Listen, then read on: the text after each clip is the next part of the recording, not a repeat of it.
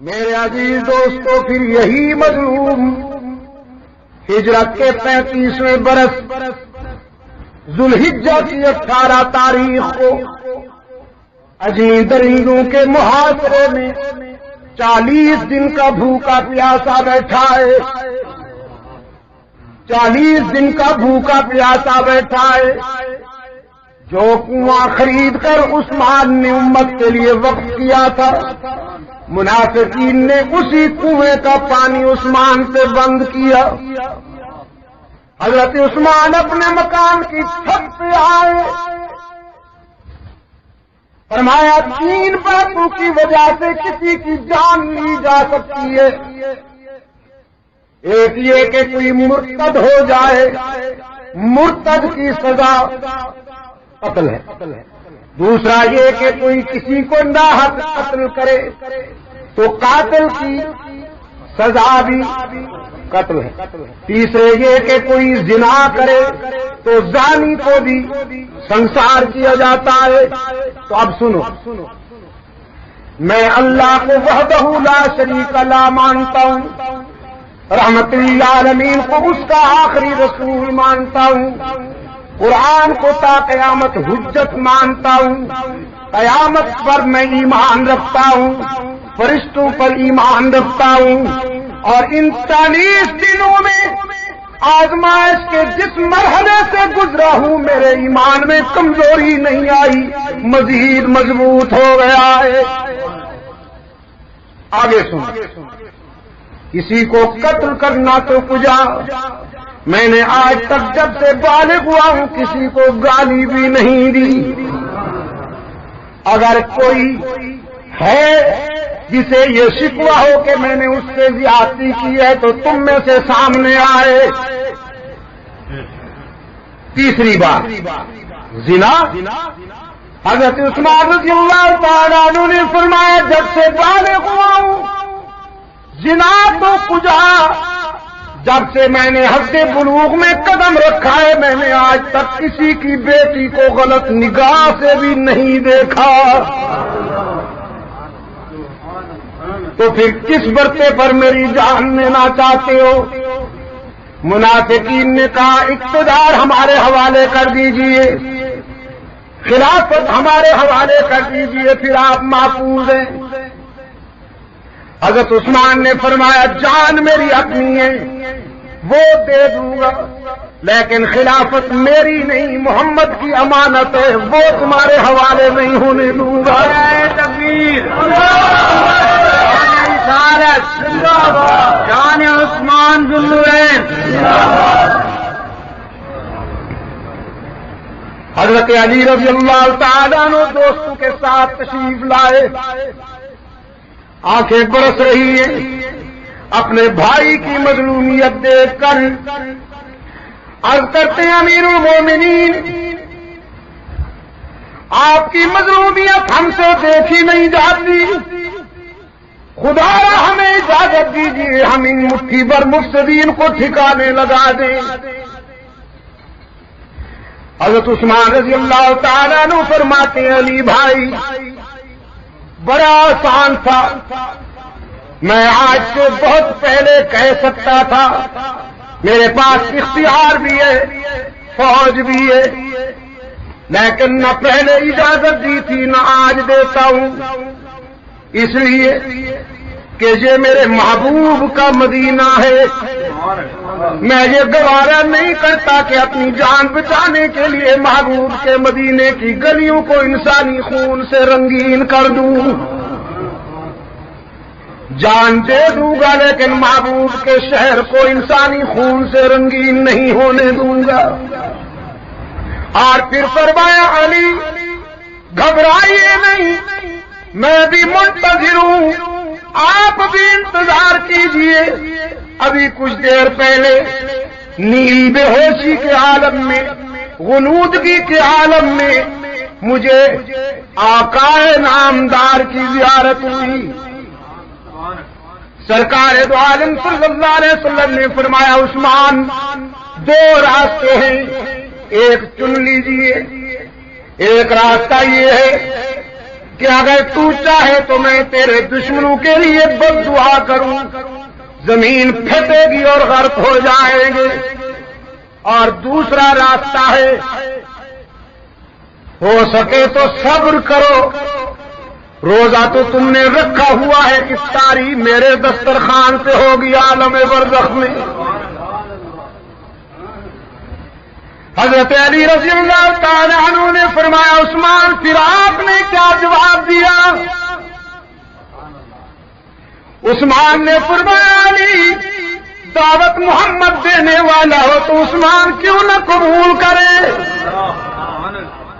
میں نے عرض کیا، میرے آقا صبر کروں گا، صبر کروں گا، میں ان کے لیے ہلاکت کی دعا نہیں کروانا چاہتا، میں تیرا غلام ہوں، اور آپ نے بھی طائف میں پتھر کھا کے دعائیں دی تھیں، صبر کروں گا، اور اگر اللہ نے چاہا تو آپ کے دسترخوان پہ افطاری ہوگی۔ فرمایا، علی اب میرا ایمان ہے، زمین و آسمان کا نظام درہم برہم ہو سکتا ہے، لیکن کملی والے کا اشارہ غلط نہیں ہو سکتا۔ میں بھی منتظر ہوں، تم بھی انتظار کرو۔ نماز عصر پڑھی، نیا لباس پہنا، تیار ہو کے بیٹھے، تہبند کی جگہ پاجامہ پہنا، بالکل تیار ہو کر بیٹھے، چمڑے کے گتو پر لکھا ہوا قرآن کریم، بڑی تختی والا قرآن کریم کھولا۔ چوائس تھی نا، بھوکوں کو کھانا کھلانا، غریبوں کو کپڑے پہنانا، اور ڈوب کے قرآن پڑھنا۔ اب دیکھیے، تیار ہو کے بیٹھے، روانگی کے لیے سفر کی تیاری ہے، بڑی تختی والا قرآن کھولا اور شروع کیا، سورہ فاتحہ سے شروع کیا۔ ابھی پہلا سپارہ ختم نہیں ہوا،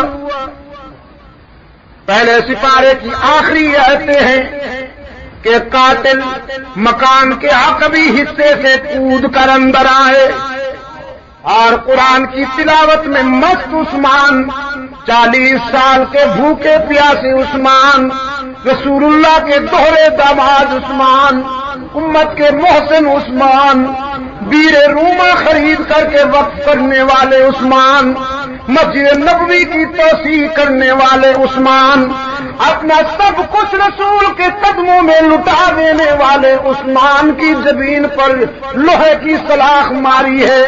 اجنی درندوں نے، سبائی تاریخ کے آدم خوروں نے حضرت عثمان کی زمین سے خون کا فوارہ چھوٹا، اس نے دوسری سلاخ سینے میں ماری، عثمان کی روح رخصت ہونے لگی تو سیدھے قرآن کی آغوش میں سو گئے۔ قرآن نے عثمان کو اور عثمان نے قرآن کو سینے لگا کے دوستی پکی کر لی۔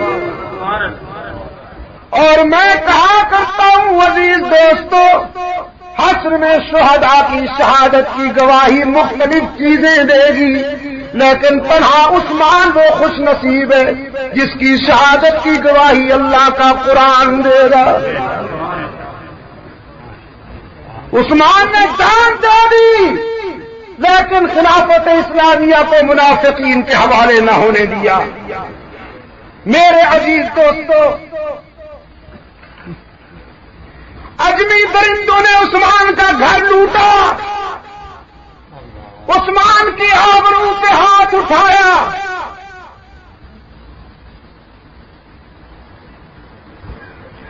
اور 3 دن عثمان کی میت بے گور و کفن پڑی رہی۔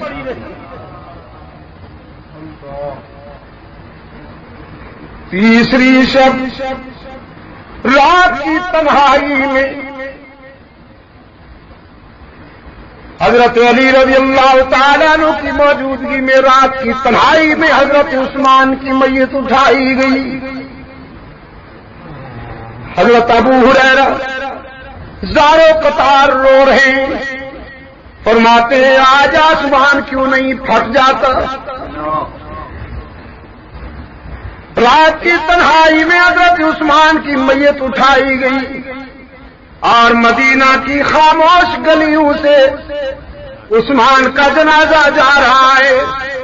شاید عثمان کی خاموشی نے، عثمان کے سکوت نے مدینے والوں کا شکریہ ادا کیا ہو کہ اچھا سلا دیا تم نے میری وفاؤں کا۔ منافقین نے روضہ رسول کے قریب بھی عثمان کی میت نہ آنے دی۔ جنت البقیع کے ایک گوشے میں عثمان ہمیشہ کے لیے سو گئے، لیکن لکھ گئے اپنے خونے جگر سے تاریخ کے صفحات پر نقش کر گئے کہ خدا سے ڈرنے والے موت سے ہرگز نہیں ڈرتے، خدا سے ڈرنے والے موت سے ہرگز نہیں ڈرتے۔ شہداء اسلام ہماری متاع عزیز ہیں، وہ عثمان ہوں، فاروق اعظم ہوں، سیدنا حمزہ ہوں یا کربلا کے شہید ہوں، یہ سب کے سب ہماری متاع عزیز ہیں۔ ان کی سیرت و کردار روشنی کا مینار ہے۔ آج بھی بھٹکی ہوئی انسانیت اگر منزل کا نشان پائے گی تو انہی کے کردار کی روشنی میں ہی پا سکے گی۔ سرکار دو عالم صلی اللہ علیہ وسلم نے فرمایا میرے صحابہ ستاروں کی مانند ہیں، اس کو جب بھی رہنما بناؤ گے راستہ پا جاؤ گے۔ راہ ملتی ہے سب کو تاروں سے اور ہدایت نبی کے یاروں سے۔ اللہم ثبتنا علی صراط المستقیم۔